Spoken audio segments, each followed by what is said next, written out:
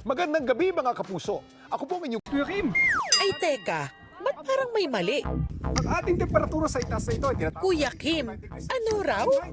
Kung minsan na kayong namalikmata sa kanyang ka-face na si Gong Yu, Pwede mo palitan.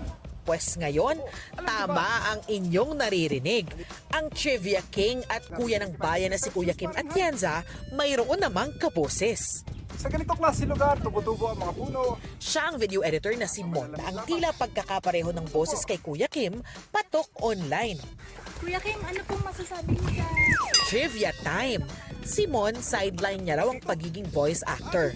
Ang hilig kong gayahin na kahit wala naman akong idea kung ano yung sinasabi ko, mukhang ang tali-talino ko kasi ginagaya ko si Kuya Kim. Oh, alam niyo ba?